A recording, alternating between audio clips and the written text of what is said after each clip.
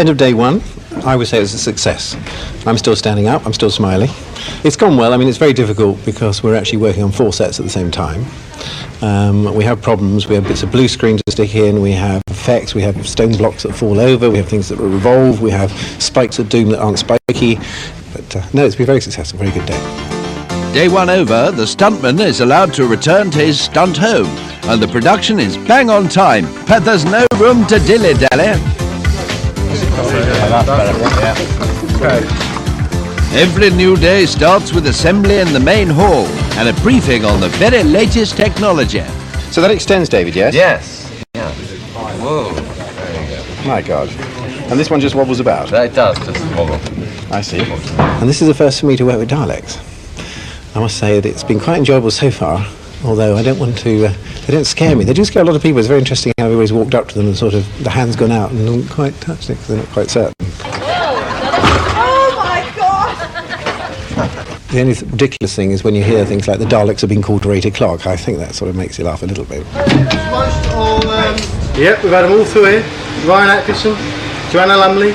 But the Daleks are the worst. They always want the Brussels sprouts. No, I mean, it's really 1, 2, 3, 4. Right. Exterminate. That's good. Yeah, that's it. Yeah. Well, I thought up until I arrived here that I'd be quite fun to be a Dalek, but they're very, very small inside, and they bump into things, and you can't really exterminate. So it's really like being in a sort of running around in a bit of 60s pop art and casters. I'm never going to be a Dalek again. It's rubbish. Exterminate me, Stephen.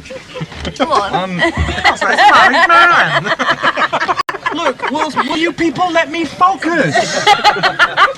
I would like a look at my life in a moment of quietness to study and collect my performance. You people are just standing around sort of wittering away. Fortunately, I think the most fearsome Doctor Who monster for me is the Daleks. I was once allowed to go to, I think at Momi they had a Doctor Who exhibition. You were allowed to step inside the Dalek and then talk, and it actually did do the funny voice, and I felt very proud and very scared at the same time. So I'm next to the King of Terror here.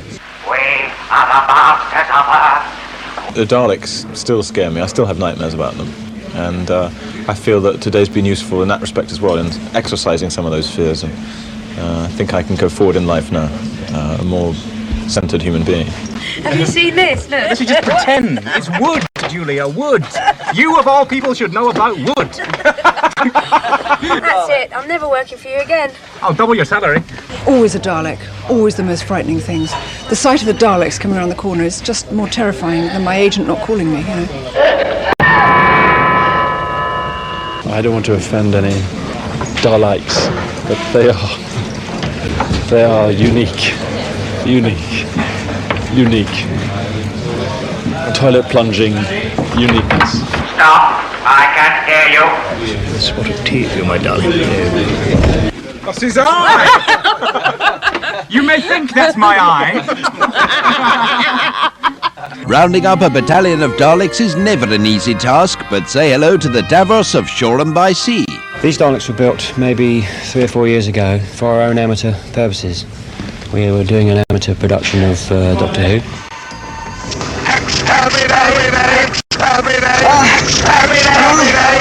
I built the domes, then a bit more, and now there's like 4 of them. And since then, they've been absolute pig to store.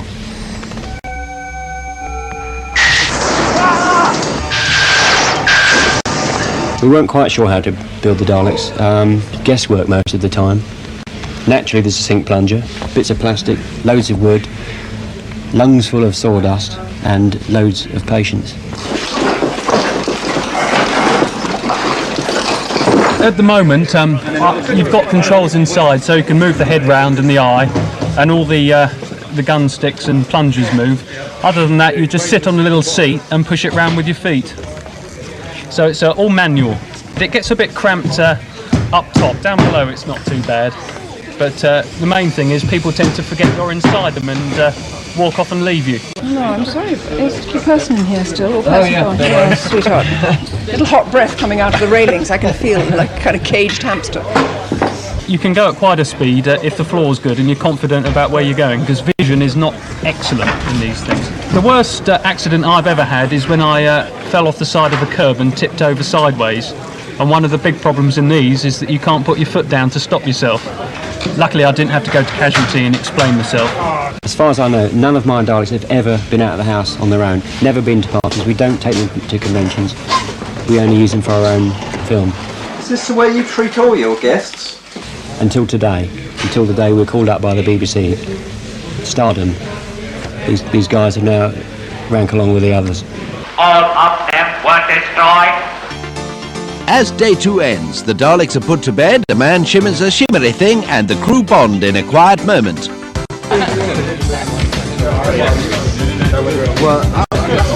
The final day of the shoot, and everyone's still looking splendid, thanks to that brave lass from the costume department. It's absolutely necessary. Just wondering if I not wear the jacket when I wear the coat, so it's a bit tight. Right. Do you have one on the other side? So sorry. I'll take it. This is the Master's costume, and because he goes through 4 different costume changes altogether, i.e. when he first meets Doctor Who, then 312, 612 and 900. Wait for me! We had to make a black see-through cape on top, which we would then put alien poo on.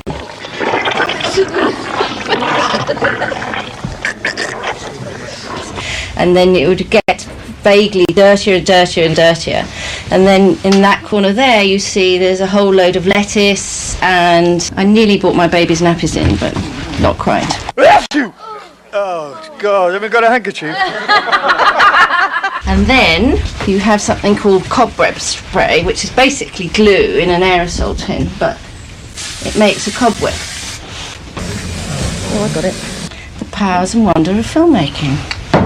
Usually, in a normal production, you would have 4 costumes, so that you wouldn't have any of this problem of continuity and making sure the first one looked pristine. But we haven't got much money because all the money is going to go to better causes. She's a feisty filly, that one, no mistake. Meanwhile, the filming continues on sets so realistic you'd think you're in orbit. These are top-notch creations, mind, built from the finest space-age materials. Right, the TARDIS is essentially made out of hardboard and wood to get the basic structure right. And on top of that, all the controls are made out of things like ping-pong balls and Christmas tree lights. People are always asking how long it takes to make a TARDIS console. I don't really know. I mean, it's just something we've worked on occasions, weekends and stuff like that, like the rest of the things we do. But I do know one thing. These ping pong balls drove me absolutely mad. Sanding the damn things down. It's crazy.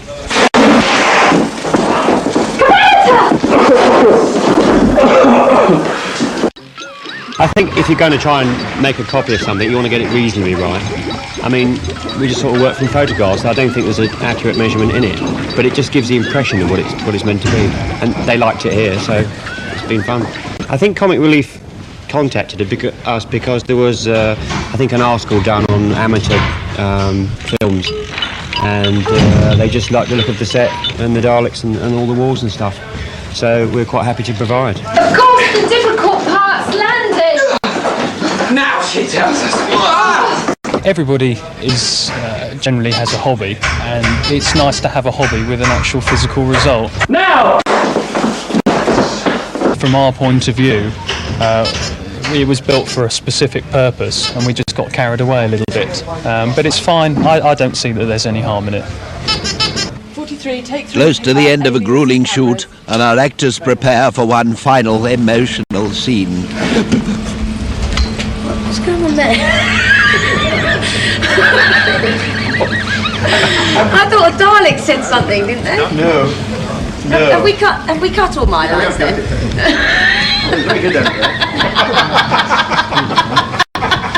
Very serious Doctor Who fans will be offended, I suppose, but then very serious Doctor Who fans are offended by a large amount of Doctor Who. They don't like it when it's played for laughs, as Tom Baker did sometimes. Even the sonic screwdriver won't get me out of this one. They didn't like Paul McGann having a snog in the most recent movie. But I think the majority of Doctor Who fans don't take it that seriously because it's not a seriously intended programme. There's a lot of fun in Doctor Who, a lot of comedy. Douglas Adams wrote some Doctor Who stories and they were very funny indeed. So then the Dalek speaks, then you speak, then I speak. I speak. I speak, Dalek speak, then you speak. If you know what Doctor Who was really like, as opposed to have gone completely mad and think it was a serious, gritty space drama, then I don't think you'll find anything to offend you in this. Well, you know, maybe the sonic screwdriver joke. Look, it's got 3 settings. Doctor, stop that! I'm trying not to send it up. It isn't. You don't want to send it up. It isn't necessary. It is funny because everybody playing in it is very funny, and what they do is very funny. But you know, you don't send up the fact that the budgets were always so restricted and the sets were slightly wobbly and things like that. Well, it didn't matter. It didn't matter. Performance has always soared them through in those early stages, and I scared a load of kids for all their years, including me when I was tiny. Hopefully getting the tone of it right, so we're making a comedy out of Doctor Who rather than a joke out of Doctor Who. Because Doctor Who was quite funny anyway, and it wasn't above poking fun at itself, and that's what we're doing in a mild, loving, affectionate way. And it'll never be safe to be scared again. Who are we going to call now? Well, my agent, because you cut my life. Oh, bollocks!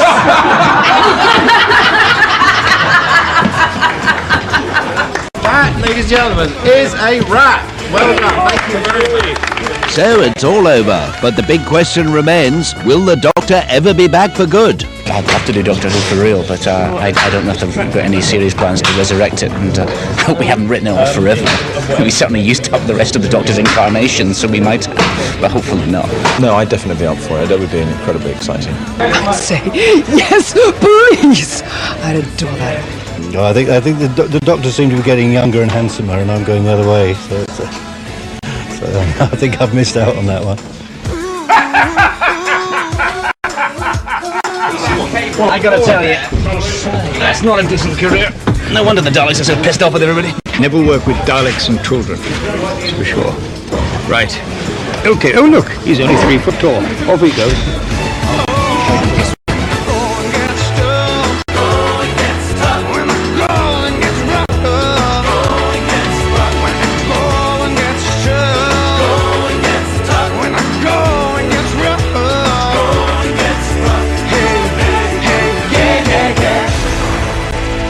Hey, thanks for coming.